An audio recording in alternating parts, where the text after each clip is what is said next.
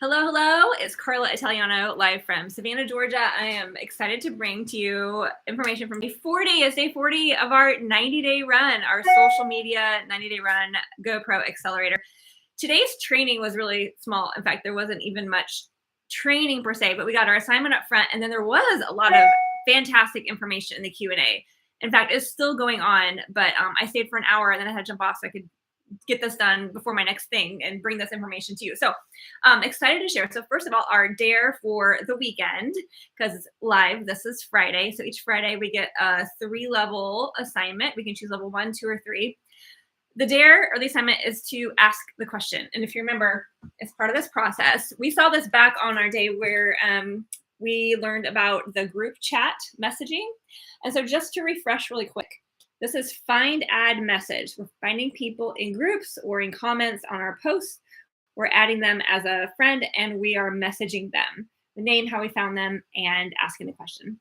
We're in the process of building the relationship with them. If they're brand new, at least 5 messages back and forth before we ask the question. So this is where our dare comes into play for today. Ask the question is simply asking if they are open to look at information. This, you can start with something simple like, has anyone ever talked to you about biohacking? Has everyone ever talked to you about isogenics? Has anyone ever talked to you about nutritional cleansing? Has anyone ever, what do you know about collagen? And when they ask the question, then they ask the question, you can go into the actual, curiously, would you be open to look at some information about a game-changing way to make money on social media? If not, no worries, just thought I'd ask. So that is ask the question. And so the dare for this weekend is to do 25 is level 1, or 50 is level 2, or 100 is level 3. So ask the question, regardless of what their response is. If they don't respond at all or whatever, we don't have control over that. We do have some influence through the skills we're learning, but we don't have control. But the assignment is to reach out 25, 50, or 100 people with ask the question. And just to refresh what's next, because sometimes I find, especially in my team, they'll hesitate on taking that step if they don't know what's next. So we'll continue with that, or they hesitate to go if they don't have the confidence or belief. So, and I have that with some people. Like it's always, no matter what your level, there's always a level of, okay, stepping through, doing the uncomfortable thing, and remembering it's awesome. I did this past week, just even reaching out to current customers who've been loyal customers, offering to host a party for them. So it's kind of a win-win, especially with our new compensation structure. They get to keep 20% cash, which they can put towards the products they love or whatever they want. But sometimes it's been a while since I've asked that question, a similar question. So anyway, asking the question, this is specific to new people. Ask the question, are you open to look at information about this? Okay, to qualify them, you're simply going to ask, where they've been, what they've tried so far, what their goals are, and just reaffirming that they're open to look at the solution. Because this is before sending them a tool. Let me switch. So sending a tool. So in our company, usually around asking the question, we're going to include a before and after picture if it's asking the question around the products. Then around the tool, whether it's product or business, we're going to send a video as the tool. But remember, before we send the video, we're going to qualify them. And then after they watch the tool, we follow up with them. And if they're ready to go, we can get them signed up, or more likely they're going to have questions. So this is the opportunity where we bring in that 3-way or 4-way group chat message that we trained about earlier. All right, so that's the assignment, is to ask the question this weekend. All right, I'm going for 100 because I have a challenge with my team. We're going for 100 no's this month, and so this will help definitely push me forward in that, because there'll definitely be some yeses in there as well. Okay, so just kind of some uncohesive but very valuable information that came up in the Q&A that I thought was really interesting. One, for somebody who speaks multiple languages, he recommends creating content in the core language, regardless of where you live. So, for example, there was this woman who was German but living in Portugal, and she's building in all the different countries. So she was unsure where to build, and she wanted to make English speaking, because she spoke English pretty well. She wanted to make Portuguese because that's where she lived. But Fraser has worked with a lot of different people, our trainer, Fraser Brooks, and he always recommends that, even though it's not usually what they want to hear, to create content in your native tongue, and it explodes. And so that's the advice that he was giving. So I thought that was interesting. Another little hack he offered is that when you have a lot of people requesting information, let's say, for example, you have a video go viral, as had happened for a couple people in the group, how do you additionally qualify people in the system?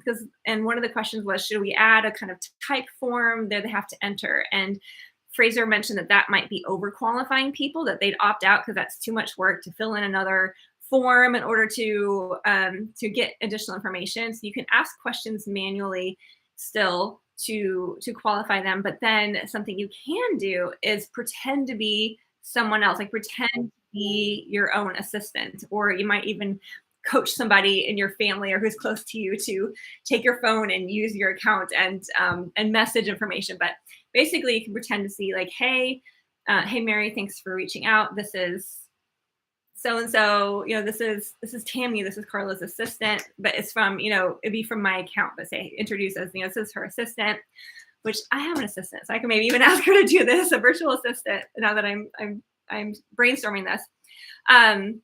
Says, he or she is busy at the moment and wants to make sure everything's all right. I'm just going to ask a few questions. And they can be questions like, what made you curious to learn more? Have you ever tried it before or something else? What would your desired results be? Similar to the qualifying questions that we were just talking about. And then after a while, come back and say, all right, I've spoken with Carla or with so-and-so. She loves your answers and she can't wait to get on the phone with you. So you can do that pretending to be, or recruit somebody to be that extra person. So that extra layer gives the impression to the prospect that you are busy, which you are, and add just another layer of commitment on their part, so you know that the appointment will hold. Fraser admitted that he does that in emails sometimes as well, where there's negotiation required to pretend to be that middle person. There's questions around having a business page or profile page on Facebook and what's the difference between a like and a follower. So as far as organic reaches and connections, having a profile set up for that is best.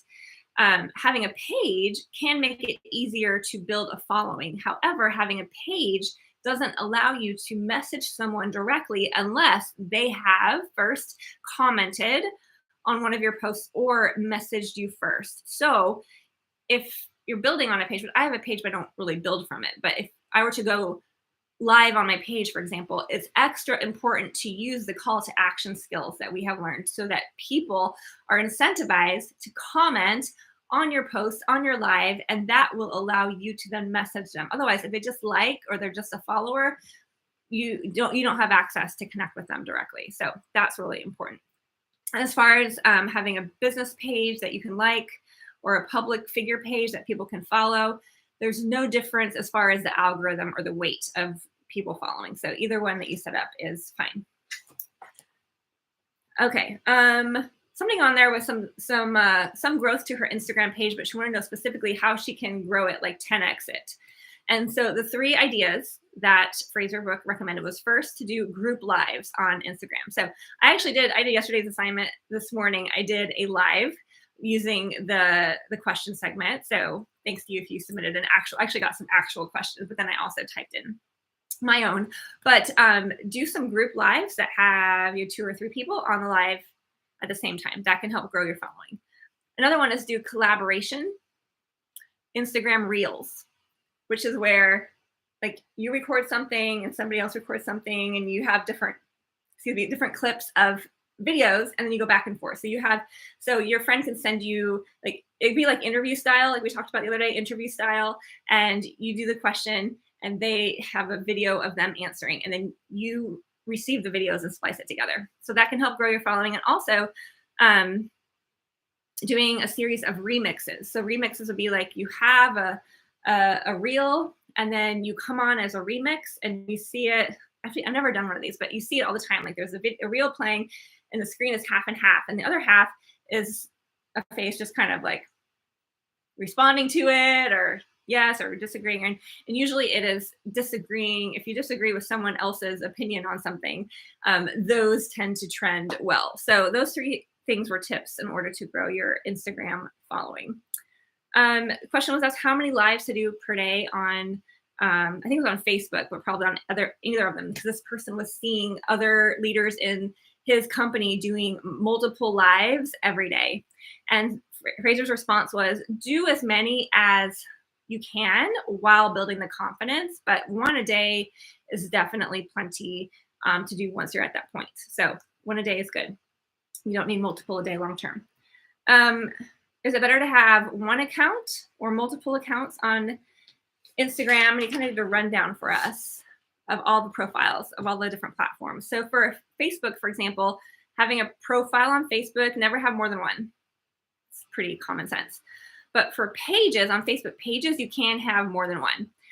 For example, you can have one that is you. You can have one that is your public figure page. You can have one that is your restaurant page.